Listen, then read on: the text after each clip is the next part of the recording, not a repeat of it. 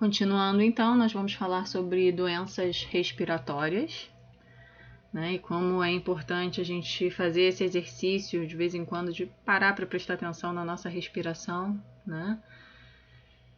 E até o parar para prestar atenção na nossa respiração é difícil, e imagina como é que vai ser para a gente explicar isso também para os nossos pacientes, né? Para que eles possam relacionar, né, como é que o sistema respiratório responde nessas doenças que a gente vai conversar um pouco mais aqui nessa aula, tá?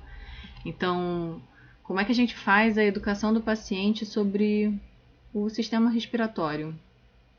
Nós tivemos anatomia, nós tivemos fisiologia, e aí a gente trabalhou bastante já com isso na graduação, e mesmo assim é interessante a gente poder revisar, né? Tem conteúdos interessantes na internet que mostram animações, que na época que a gente se formou, talvez para os mais jovens já tivesse, mas há 10 anos atrás não eram tão comuns animações tão realistas, né, dos processos fisiopatológicos, que nos leve para essa talvez melhor entendimento, e que também nos ajuda, né, e nos apoia na educação do paciente sobre alguns problemas de saúde. Então, é interessante a gente pensar em como é que é importante a gente revisar, mas também a gente educar o paciente sobre essas etapas da respiração, né? Sobre essas etapas que estão envolvidas com os problemas de saúde. Então, começando pela ventilação pulmonar. Então, como é que a gente pode explicar para o paciente, né, que como é que faz para o ar entrar, o que acontece no nosso organismo quando o ar entra, ou quando ele é inalado, inspirado, né? Como é que faz para o ar ser expirado, que esforço que a gente precisa fazer para que esse ar seja expirado, e que esforço que a gente não precisa fazer, que tem movimento aí involuntário. Como é que a gente faz esse movimento junto com o paciente, inclusive, de inspirar profundamente, expirar, né, bem forçado, de forma que ele possa ter uma percepção aí da sua capacidade funcional, né? A depender do problema de saúde, isso pode ser bastante relevante. Então, também a gente falar um pouquinho sobre a estrutura, né, da estrutura do nosso pulmão, as estruturas mais especializadas, no caso de brônquios e bronquíolos. Isso também pode ser muito importante para o tratamento de pessoas com asma e DPOC. Então, algumas pessoas até fazem o desenho, né, das estruturas, como trazendo um pouco a referência de árvores. Que o pulmão parece uma árvore, ele de cabeça para baixo tem aqui esses galhinhos, esses galhos maiores são os brônquios, os galhos menores são os bronquíolos, né? E aí lá na pontinha desses galhos a gente tem os alvéolos, e aí nos alvéolos é que a gente tem a troca gasosa, a troca do ar, né? Aquele ar que a gente inspira e depois o ar que a gente expira e que já não tem mais tanto oxigênio, tem mais gás carbônico, né, provindo do funcionamento do nosso organismo. Então, às vezes a gente pensar em como é que a gente traduz esse conhecimento, o nosso conhecimento técnico, para um conhecimento, para uma linguagem, aliás, mais acessível, né, para que as pessoas, independente do grau de escolaridade, possam entender o que a gente está querendo falar com o tratamento de alguns problemas de saúde e o uso mesmo de alguns medicamentos. Né, vai ser importante também fazer a revisão de volumes e capacidades pulmonares, por isso a gente tem um material aí, um PDF, né, um documento sobre espirometria, explicando exatamente como que acontece esse exame que trata da capacidade pulmonar. Alguns conceitos interessantes que vai ser importante que vocês, interessantes para o tratamento, diagnóstico, né, e monitoramento desses pacientes, que é importante que vocês leiam, tá, o documento na íntegra. Então, a gente vai passando para as doenças, né, alguns problemas de saúde. A gente tem como muito prevalente a rinite, né, que já foi comentado na aula de alergias, né, sendo então a rinite uma doença inflamatória da mucosa nasal. Então, às vezes é interessante também apresentar para o paciente uma figura para que ele entenda como que vai fazer a aplicação de um medicamento. Sendo essa, então, uma inflamação desencadeada pelo contato com alérgenos, né? Normalmente, uma resposta mediada por IgE, né? E aí os sintomas mais comuns é a obstrução nasal, coriza, coceira no nariz e espirros.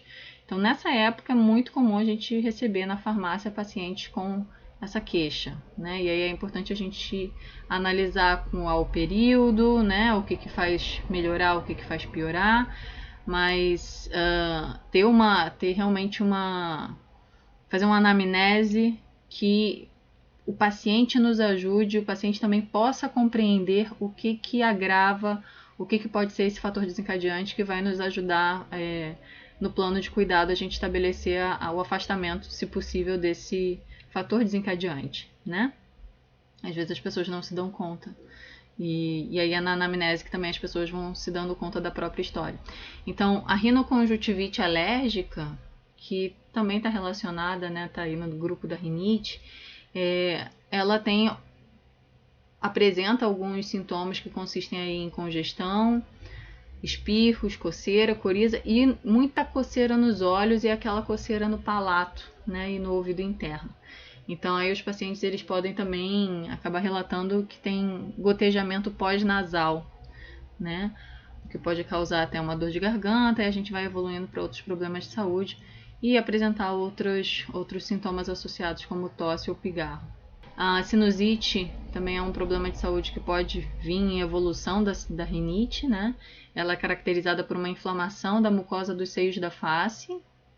Então a gente tem aqui os seios da face para a gente ver, e aí aqui que a gente começa a entender também a localização de algumas dores. Então quando a gente tem um maior acúmulo de muco, né, gerando uma pressão aqui nesse local, a gente tem dor no dente, então isso vai ser importante na gente avaliar aonde que se localiza essa dor que o paciente pode sentir, né? Porque a sinusite é provocada por processos alérgicos ou infecciosos, né? Que facilitam a instalação de micro-organismos, e a gente tem aí fatores que predispõem a sinusite, né, que facilitam a instalação desses micro-organismos, como por exemplo, alterações anatômicas que impedem a drenagem da secreção, né, processos alérgicos ou infecciosos. Então é importante a gente investigar bem como é que acontecem esses sintomas. Bom, os sintomas mais comuns, então, eles são dor de cabeça, secreção nasal e congestão nasal.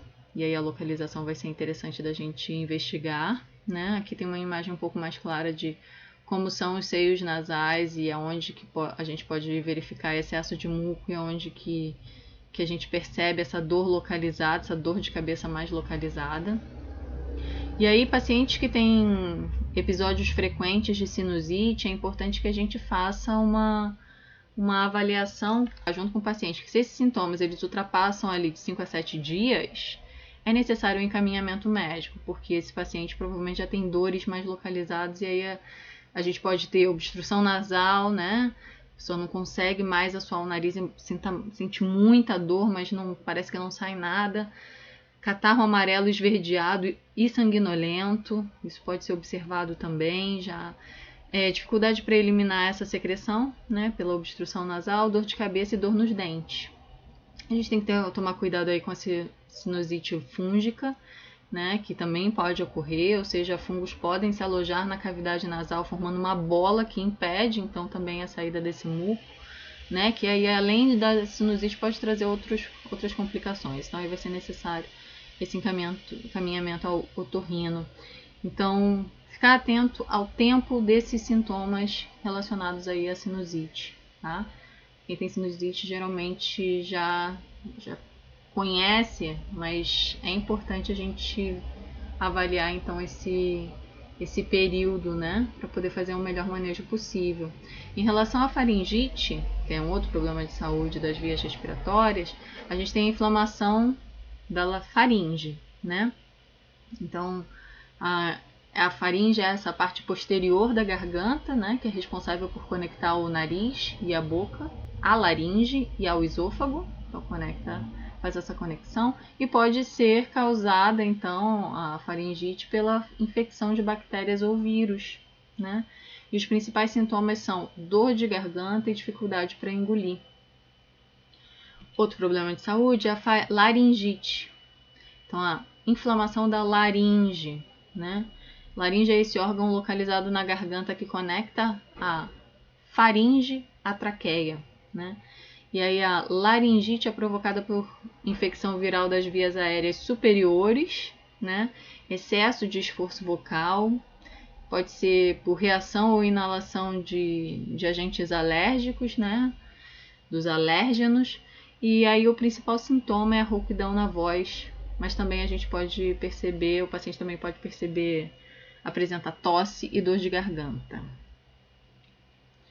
No caso da bronquite, né, a bronquite é a inflamação então dos brônquios, então, que são esses tubos que levam ar até os pulmões, né? Então a gente poderia apresentar assim para um paciente, né? E aí quando os cílios que revestem, né, os brônquios não eliminam esse muco adequadamente, né? E o que acontece? Essa secreção fica acumulada e aí esses brônquios eles podem ficar inflamados e contraídos, tendo aí como sintoma mais comum a tosse. Tá? No caso da asma, nós temos aí um problema de saúde que a gente está em evolução aqui, né? Tanto anatomicamente como em gravidade mesmo. Porque a asma já é uma inflamação dos bronquíolos, né? E aí a gente já percebe a broncoconstrição como algo bem importante. Então, na asma a gente tem o acúmulo de muco, tá? E broncoespasmos quando tem um agravamento do quadro, né?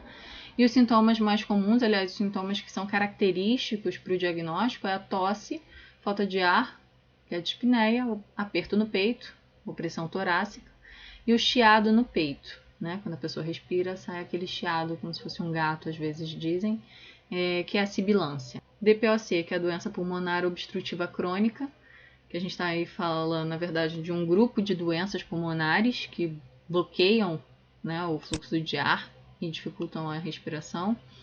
E aí, por exemplo, a gente tem o enfisema e a bronquite crônica, que são as doenças mais comuns que compõem a DPOC. E aí a lesão aos pulmões causadas pela DPOC são irreversíveis.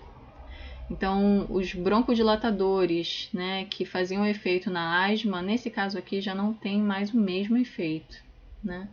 Não tem mais tanta efetividade, né? E aí os sintomas incluem falta de ar, sibilos, né, que é o chiado no peito, e a tosse crônica. E aí pode ser necessário inaladores de resgate, né, esteroides inalatórios ou orais para ajudar a controlar os sintomas e minimizar os danos maiores, mas a gente já vê que são pacientes que têm uma função pulmonar bem mais debilitada. E aí, como fatores de risco para a DPOC, a gente tem algumas questões que estão muito relacionadas ao ambiente e aos hábitos, né? Então, por exemplo, o tabagismo é responsável de 80% a 90% das causas determináveis de DPOC, a poluição domiciliar, né? A exposição ocupacional, infecções respiratórias, entre outros. Tá?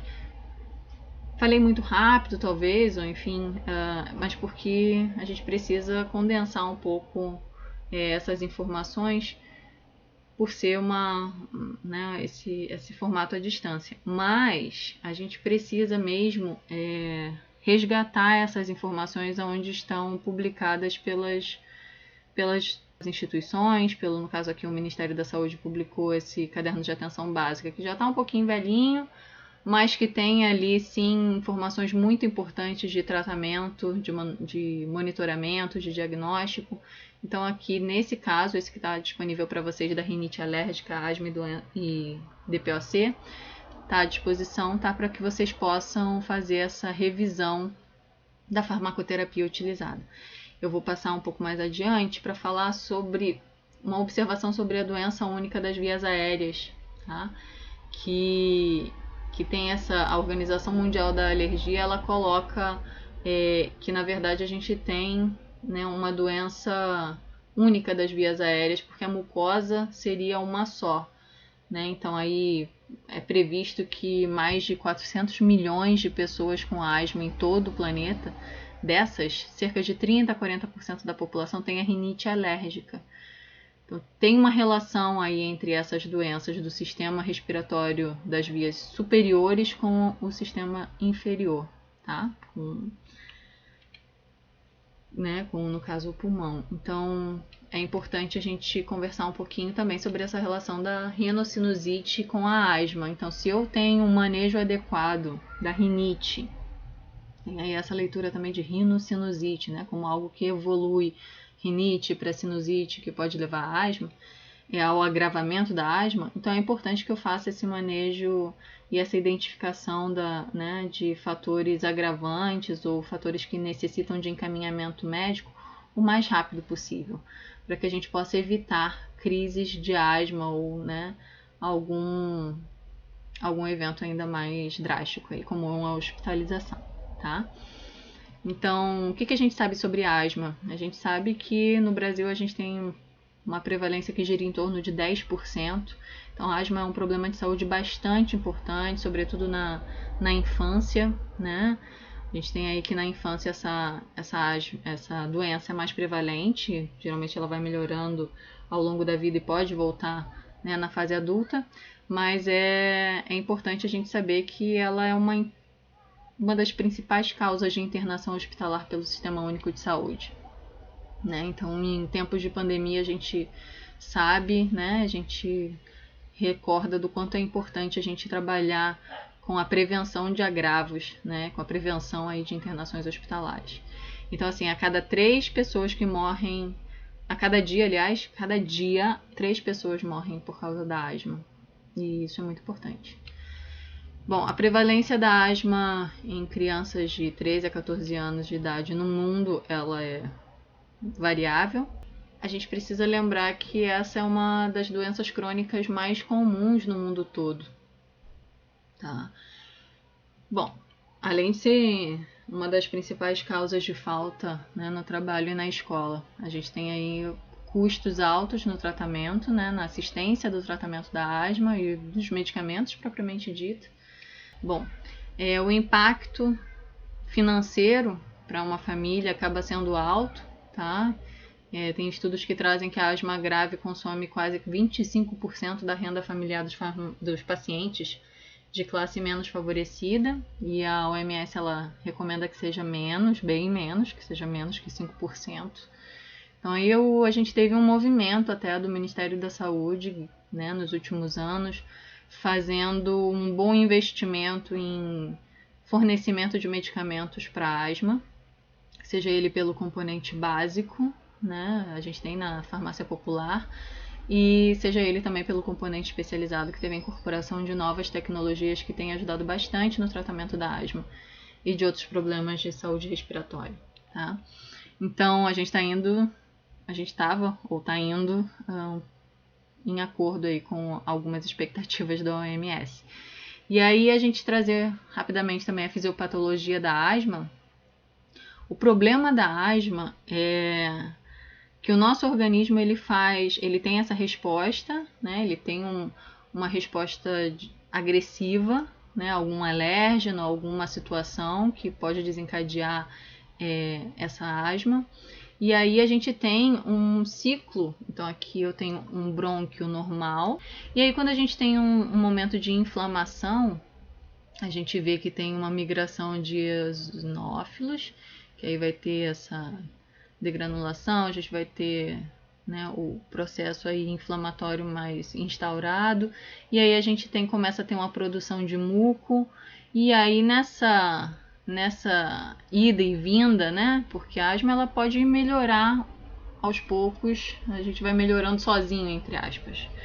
Mas nessa de que você tem um ciclo contínuo de agressão e reparo, o organismo ele repara, ele nessa reparação ele faz uma remodelação também, um remodelamento das vias aéreas. Tá? Então aí eu tenho uma via aérea que começa a ter mais fibrose, o que dificulta mais esse retorno, né, no caso de uma broncoconstrição. Então aqui fica talvez mais claro o músculo do brônquio, né, quando ele está normal, a gente tem uma passagem de ar que é normal, né, seja do brônquio, seja do bronquíolo. No caso do asmático, a gente percebe que tem uma inflamação, e quando a gente tem essa inflamação, a gente tem uma redução dessa luz, né, por estar edemaciado, e uma produção de muco. Então tem inflamação, edema, produção de muco espesso, que às vezes tem uma dificuldade de sair, e além disso, a broncoconstrição. Então, além de ter a produção de muco, eu tenho uma broncoconstrição que diminui a passagem de ar, que dificulta, né, essa passagem de ar, essa troca gasosa. Então, às vezes fica talvez um pouco mais claro para o paciente ele perceber como é que ele fica em situação normal e como é que ele está quando ele está exacerbado, né, quando ele está em crise, com aquele chiado no peito. Bom, vídeo para a gente poder ver como é que funciona o mecanismo da asma, né? A gente tem também como material de apoio dessa disciplina. E aí, no protocolo da asma, vocês vão ter essas informações que eu vou passar adiante, tá? Então, a gente traz sobre o diagnóstico, a gente vai falar, aliás, nesse protocolo ele diz por que tem que ser feito, né, a avaliação funcional. No caso, nos cadernos de atenção básica, coloca como é importante a gente avaliar alguns sinais e sintomas respiratórios que precisam ser diferenciados, já que o chiado no peito, que é característico da asma, por exemplo, ele também pode ser observado em outras situações, como, por exemplo, outras infecções, né? Infecções respiratórias e doença pulmonar obstrutiva crônica ou, né, algum outro problema que tenha até uma aspiração de um corpo estranho. Então, o chiado no peito ainda precisa ser diferenciado, né? Então, a gente vai ver isso nesses materiais de apoio. Trazer uma revisão do que é os fatores de risco, né? Então, tem a ver muito com o que a gente já viu em alergias, muito semelhante. E também traz no protocolo a importância e quais são os parâmetros que são utilizados para avaliar uma espirometria. Então, saber os resultados da espirometria vai ser importante para a gente poder fazer a avaliação do tratamento, né? Fazer o monitoramento desse tratamento, tá? Então, isso daí a gente vai encontrar nesse protocolo. Como é que são outras formas de diagnóstico, né? A gente tem a indicação também pelo Ministério da Saúde de fazer o acompanhamento, né, o monitoramento do tratamento da asma com o pico do fluxo expiratório, que é um aparelho que nos auxilia no monitoramento do tratamento da asma, tá? No caso, esse aparelho, o uso dele está descrito na aula de procedimentos farmacêuticos, tá? E aí, ao longo do tratamento, a gente tem objetivos, né, de longo prazo, no caso, sendo que o mais importante que eu gosto de salientar é tratar a asma adequadamente, é prevenir morte. As pessoas morrem de asma. 3 pessoas, né, morrem todos os dias de asma. Veja, cada vida vale. E a gente tem até colegas farmacêuticos que, infelizmente, já recentemente, inclusive, vieram a falecer de crise asmática em casa, sem ter o medicamento, né, infelizmente. Então, é uma doença importante. Então, a gente fala, no protocolo traz essa questão dos objetivos do tratamento de longo prazo e os objetivos, né, de forma mais ampla, assim, né, que é a melhora da qualidade de vida desse paciente. Bom, tem a questão do ciclo de tratamento da asma, que é baseado no controle. Ele não é sempre o mesmo, então, a partir do diagnóstico, né, vai ser estabelecido um plano de tratamento para esse paciente. Ele já é identificado numa gravidade que tem um plano, e a partir do acompanhamento desse tratamento que concilia aí medicamentos e medidas não farmacológicas, é que é possível fazer o ajuste desse tratamento, reduzir dose, né, espaçar doses, e para a gente então rever essa resposta, porque a asma não é a mesma ao longo do ano, né? Então a gente vai ter lá no protocolo, né, quais são como é que é feita a classificação da gravidade da asma. E aí, quando eu falei de fazer um diário para um paciente, vocês vão ver, né, como uma estratégia para que a gente possa até analisar como é que acontece essas manifestações clínicas ao longo da semana, né? Porque a gravidade vai estar relacionada à apresentação de algumas manifestações clínicas, como os sintomas, aqueles 4, né? Que é tosse, chiado no peito, opressão torácica, uma sensação de um aperto muito grande no peito, né? Que é a opressão torácica, e a dispneia, né? Que é a falta de ar. Além de despertares noturnos, a necessidade de medicamentos para alívio, os beta-agonistas, e limitação de atividades, além de exacerbações, que são as crises, né? E alguns outros parâmetros, como o parâmetro que a gente obtém na espirometria e o parâmetro que a gente obtém no pico do fluxo expiratório. Tá? Então a gente tem uma complexidade enorme de tratamentos para asma, por isso eu vim chamar um pouco a atenção desse problema de saúde aqui, tá? E então, por essa complexidade é que a gente tem aí uma diversidade de formas farmacêuticas, né, de dispositivos que são utilizados, formas de tratamento. Então, como é que faz a aplicação a depender da idade. Então, tem aí uma série de fatores que podem implicar muito na adesão ao tratamento e que o farmacêutico precisa entender. Então, a gente tem na apresentação de procedimentos farmacêuticos orientações de como faz a aplicação, né, de medicamentos em especialidades farmacêuticas complexas. Tá? E aí a gente, no tratamento da asma, a gente tem tratamento tanto com broncodilatadores, aí a depender da gravidade, né, a gente vai ver que tem tipos de broncodilatadores que são mais apropriados, se vai ser de curta duração, se vai ser de longa duração, né? Mas o importante é a gente também orientar para o paciente como é que funciona e qual é a diferença desse medicamento, dessa bombinha, né, para outra, que ele não gosta tanto de usar, que tem que usar em horários fixos e que às vezes ele só percebe que essa aqui faz efeito, porque depois que ela usem, né, que a pessoa usa, depois de alguns minutos, aquela broncoconstrição, ela reverte, né, e aí o paciente consegue respirar melhor. Então esse é um efeito mais rápido do beta-2 agonista. A gente tem outros tipos de broncodilatadores que são utilizados aí há mais tempo também, a depender, né, do ambiente, se está em ambiente hospitalar, se a gente está tratando de crianças, mas eles não são usados geralmente sozinhos, tá? A gente tem muito uso de anti-inflamatórios para o tratamento da asma, né? A gente tem a questão do uso de corticoides e agora recentemente as pessoas ficaram muito preocupadas, será que eu continuo utilizando? As pessoas estão falando que, né, corticoide faz mal, não é bom no tempo de Covid. Enfim, muitas dúvidas acontecem, muito preconceito se tem com os corticoides, mas eles são a frente de batalha aí, tratamento da asma, né?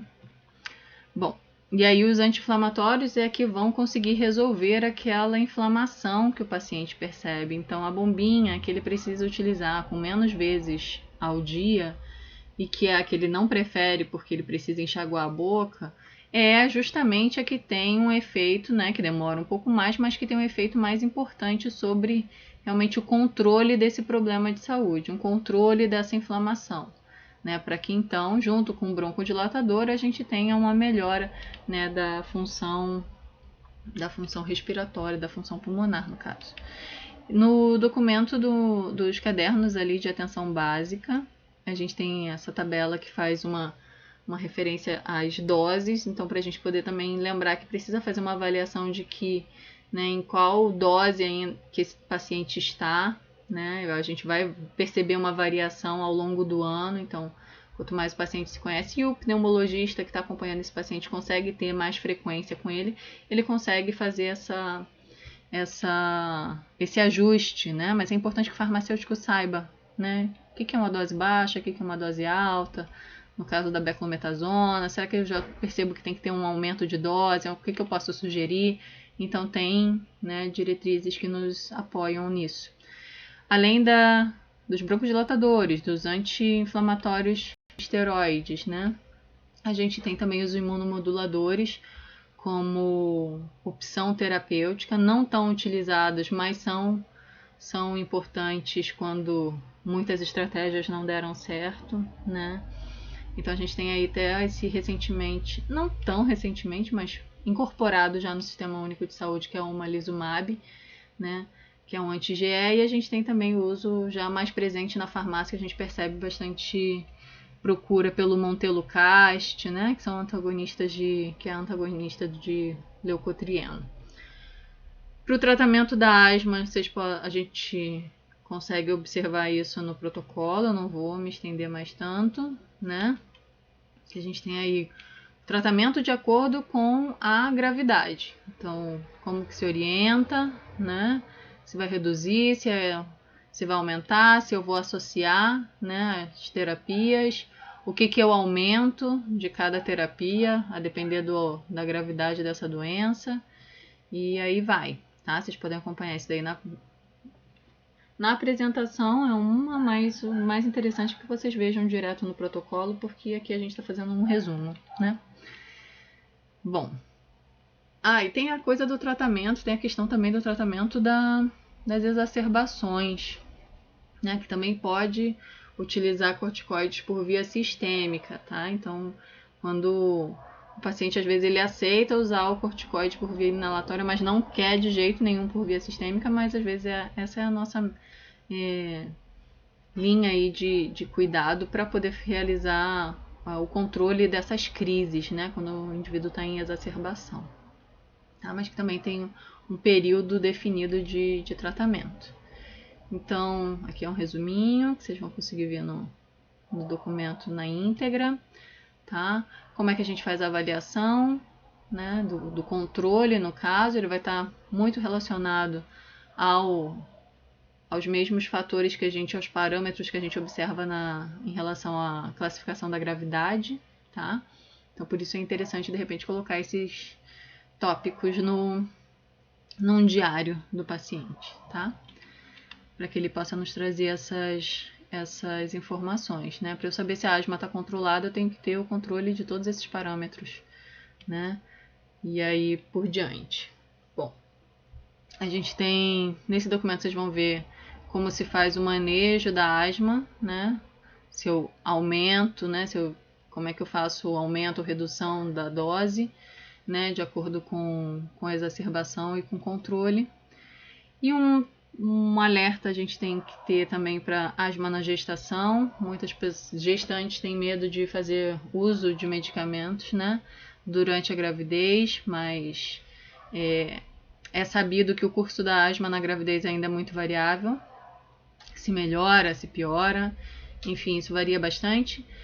Mas o risco de deteriorização é maior em pessoas com asma grave, né? Mas mesmo assim, cerca de 1/3 das mulheres asmáticas melhoram sintomaticamente durante a gravidez. Então a gente precisa dar um suporte a essas mulheres, né, nessa condição, para que elas, se necessitarem de tratamento, que elas continuem o tratamento, tá?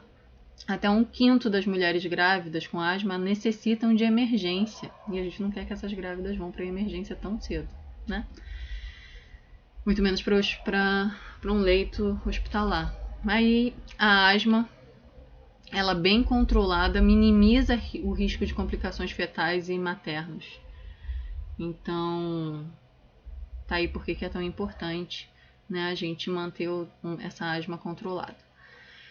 Como pré-natal é importante a gente orientar, né, que o paciente informe seu médico, que ela peça a paciente, né, que ela peça para fazer essa orientação para ela ficar mais calma e segura sobre o uso contínuo de um medicamento durante a gravidez, e a gente, né, enquanto farmacêutico, ajudar no monitoramento do resultado desse tratamento, tá? Bom, em geral esses medicamentos, né, são considerados seguros durante a gravidez, tá? Embora a gente tenha aí que antagonistas dos receptores de leucotrienos ainda não tenham indicativo de segurança durante a gravidez, tá? Temos aí algumas questões a orientar, né, as gestantes, além da manutenção de tratamento. Então aí se torna um grande desafio. Se torna um grande desafio também a gente trabalhar com a asma na infância, né? A gente vê como é uma doença ainda mais prevalente na infância.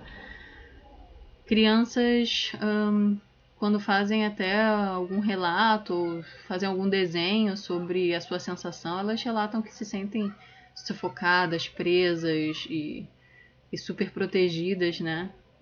Por conta desse problema de saúde. Então é importante que a gente faça a orientação da mãe, né, da cuidadora ou do pai, ou enfim, de quem fizer o cuidado desse paciente, né, dessa criança, mas também converse com a criança, porque é ela que vai fazer o uso daquele medicamento, né, principalmente aquele que for de resgate. Então é bem importante que a gente tenha uma abordagem específica para as crianças, tá? A gente tem sim a asma induzida por exercício, né, que são sintomas de asma que começam logo depois, né, logo que a gente começa a fazer um exercício, parou, e aí a gente começa a sentir muita falta de ar, por exemplo, chiado no peito, ou a pessoa pode sentir esses sintomas logo que começar a se exercitar.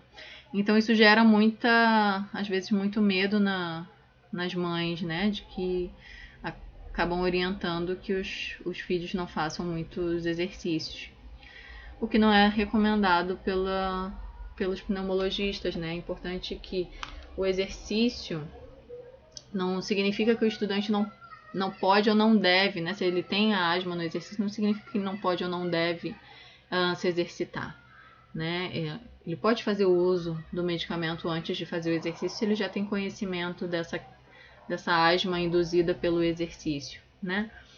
Então, é importante a gente lembrar que para a criança, para ela saber assim que é capaz de participar de uma educação física, de uma atividade com as crianças, isso é muito importante, né, em relação ao seu desenvolvimento social. Então, esse olhar especial aí também para criança que está fazendo uso de medicamentos para asma e que está lidando com esse problema de saúde, né? E aí, como disse, a gente tem uma série de tipos de dispositivos, né? E para isso a gente tem diferentes também tipos de orientação ou tipos de técnicas, né? De formas de se comunicar com o nosso paciente, de educá-lo. Mas é importante que a gente tenha aí em mente que a nossa missão é ajudar pacientes a resolverem seus problemas de saúde, seus problemas relacionados com medicamentos, né? Então, é não causar dano, é prevenir o dano, é eliminar o dano e promover o bem. Então, eu tenho que não provocar, né, não induzir a erros, a problemas, prevenir que esses problemas venham a acontecer. Eu tenho que eliminar os problemas que eu puder identificar e eu tenho que ajudar esse paciente a atingir os melhores resultados possíveis com o seu tratamento, né? Bom, cenários clínicos relacionados a problemas de saúde autolimitados que exigem encaminhamento ao médico. Tá? Então, tem alguns cenários, né? A gente não falou de infecções respiratórias, como gripe e resfriado, mas que quando elas acometem indivíduos que têm asma, por exemplo, né? Outras características, vai ser importante a gente identificar e rapidamente encaminhar ao médico. Claro, investigar bem os sinais e sintomas, a queixa que o paciente apresenta, mas se a gente vê esse cruzamento aí, a gente tem que ficar em alerta, né, para encaminhamento. Assim como permanência, né, de tosse, dor de garganta também, se a gente tem que pensar em quanto tempo. Então, como eu já tinha falado em relação à sinusite, né, a gente avaliar o período em que esses sinais e sintomas estão sendo apresentados, né, o que o paciente tem percebido. Vai ser importante para a gente poder fazer um encaminhamento correto, tá? Na rinite alérgica, a mesma coisa, né? Se a gente tem falha na farmacoterapia que a gente utilizou, além de outras questões, é importante que a gente saiba e dê conta de que, esse eu não consigo resolver sozinho, preciso encaminhar, tá? Então a gente sempre vai estar trabalhando integrado, né? Tanto com o paciente, o cuidador, quanto com o médico que faz o acompanhamento desse paciente, né? E é interessante que vocês vejam também que a gente tem que estar integrado com o que está acontecendo ao nosso redor, ao nosso entorno. Aqui no Rio Grande do Sul, recentemente foi lançado um programa, né? Um programa conhecido como Cuidar Mais, e eu queria que vocês dessem uma olhada nesse link para conhecer um pouco mais. Hoje, sexta-feira, às 18 horas, vai estar passando um programa, uma live sobre esse programa no site do INAF, INAFF. Acho que no Facebook deles deve estar sendo transmitido logo mais, tá bom? Esse foi uma revisão breve, né, sobre doenças respiratórias. Uma que foi destacada, que no caso é a asma, mas enfim, é importante que vocês vejam esses materiais de apoio para que a gente tenha aí maior elucidação sobre como a gente pode ajudar, né, e como que a gente pode também prescrever alguns medicamentos que estão relacionados a alguns desses problemas de saúde que a gente comentou aqui, alguns desses sintomas, né, e bem como o manejo, né, do tratamento desses pacientes. Então, de forma bem específica, vocês conseguem acessar nesses materiais, e aí a gente tem ainda mais outras aulas para conversar.